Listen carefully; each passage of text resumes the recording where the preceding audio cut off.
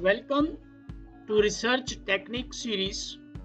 Today, we are going to discuss two independent samples t-test. There are three videos in this connection. T-test for one sample, t-test for two independent samples, and t-test for paired samples. They are dependent on each other. T-test is used as in one sample test to observe whether variable or statement is significant or not. Two independent samples test to observe whether these samples have differences in means or not. Two dependent samples as paired to observe whether there is any difference in means or paired observations. Today we are going to discuss two independent sample tests. Two independent sample tests is used in biostatistics, medicines, operations, human resource management, education, marketing. Experimental research, one of the best research designed to innovate something. Experiment is a small intervention to observe changes in output. Intervention should not be so big to stop the process and not so small to make any difference. Intervention can be in the form of small changes in output or environment like temperature, treatments, operations, surgery, etc. In experiments, sample size should not be small. It is expected to be 30. Better if control groups are used. Let us learn two independent sample t-tests, first manually on Excel and then using data analysis techniques in Excel. Here I have taken two groups, group A, group B. Two sample t-tests can be used to test the means of two groups, two cities, two classes, two individuals, groups, two countries. But you should keep it in mind, there should not be historical impact in the groups if there is a big time in between the testing. So then we should avoid this, or we should remove the historical impact. Let us see, now we have got two groups, and in this group there are 10 samples in each group. We are going to test the t-test. First we will take up the mean of each group equal to ABE, average of these numbers, and then we can calculate the average of the second number, and then we can find out the variance equal to variance. See, this is our variance. This is the variance of the second number. Now standard deviation. Now standard deviation basically is calculated by dividing with n minus 1. So we will calculate it here, equal to STDVE dot S. So this is the standard deviation of first group, and this is the standard deviation of second group. Now our job is to find out the combined standard deviation. I give you the formula for combined standard deviation. The formula for combined standard deviation is this. That is S1 square, which is S1. This is our standard deviation 4.263541 is our standard deviation 1, and S2 is the standard deviation of second number, that is 5.1897.33, and this is to be multiplied by n minus 1, because when we calculated the standard deviation we divided it by n minus 1 because we have lost 1 degree of freedom. So we multiply it, we add it, and then we get the n minus 1 plus n to 1 square. So this will give us the variances, and if we take up the square root of all, you will get the combined standard deviation. I am going to use this formula here, equal to write it here as equal to this group standard deviation. We are going to square it, and then we are going to multiply it by 9. So this is going to be added. We are going to keep it in the one bracket. So now plus standard deviation of group 2, square it, and then again multiply it by 9, keep this also in bracket so that Excel should not be under confusion. Now whole thing, whatever we have got it, that should be kept in bracket again and should be divided by 18, and this all should again be kept in bracket and should be taken as square root raised to power 0.5. Let us see what is that. Now this comes out to be 4.749269. Now when you have to find out the combined standard error, you have to multiply it with the multiplier. Multiplier is this value. Standard error is equal to standard error of the pool multiplied by 1 upon n, 1 plus n upon 2. So we are going to get this as equal to this multiplied by 1 upon 10, because we have got 10 observations, and this should be square root 0.5, and we are going to multiply it. Let us see what does it come. That's 2.12.393. Now this is to be this is your standard error. Now we have to combine standard error. Now we have to find out the t-stat. T-stat will be the difference of the two means. Difference of the two means equal to this minus B13 minus C13 divided by B19. This will give you this. Now you have to compare it with the critical value. T critical value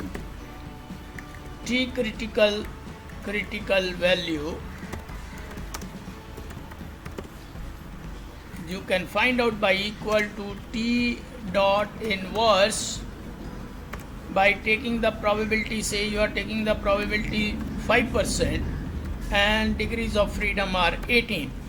Now this is one-sided, one side critical value, one-sided. Now you can create this as an absolute value because it gives you the negative. Anyway, so T critical by taking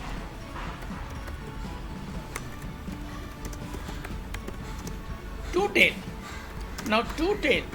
Now when you take two-tail, now if you take 5%, so 5% will be, again it is equal to T dot inverse dot 2T with probability 0.05. Actually we have taken it at 5%, earlier 5%, so we should have taken it 0.025, but we will take 0.05 because to understand the concept. 18, so this is 2.10092. Let us say the T critical value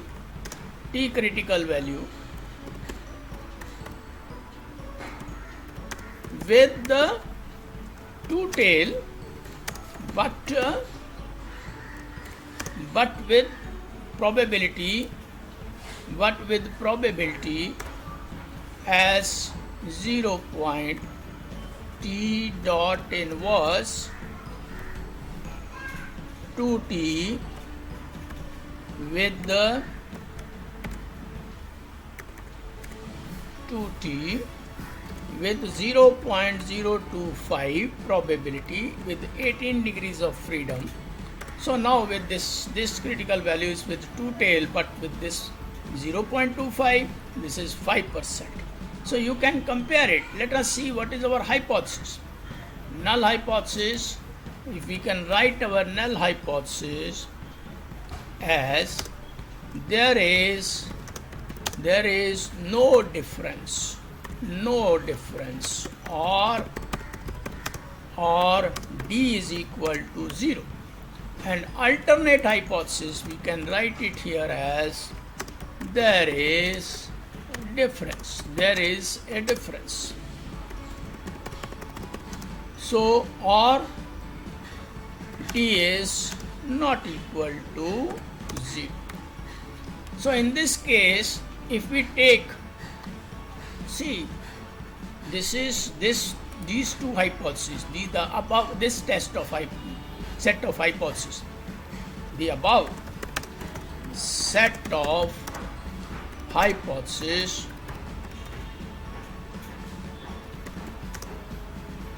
means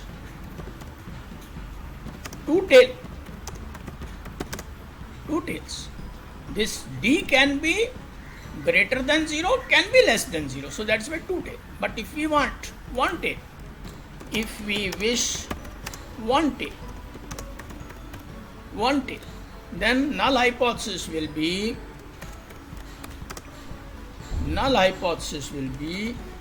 there is no difference, or alternate hypothesis will be there is increase or decrease in mean. So we can write it, we can say here in this case, we can say or d is equal to 0, and here we can write it here d is greater than 0 or d is less than 0. So this again alternate hypothesis can be written in two ways. So in this case, let us say the first one, two-tail test. In the two-tail test, t stat is less than this 0.80 is less than the two critical values in both the ways, 5%, 2%. So we can, in first case, as calculated t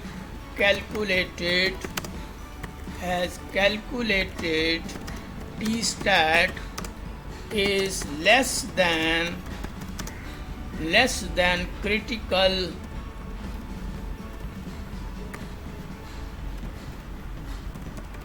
critical value of two tails at 5%, yani two tails at 5%. So accept null hypothesis, or H0. Now similarly here, this can be, if you are to see, this one is d is less than 0, there is no difference. So because this is not, this critical value 0.84 is also again less than this in both the cases, so we can write it here also in the same way as calculated value, but here it will be at 0.025, 0.5% and 2.5%. So accept null hypothesis. So in both the cases we can do this. Now we can do this also by same calculations. See, calculations can be done. Calculations can be done by manually. Calculations can be done by now by data analysis. I am going to do this data analysis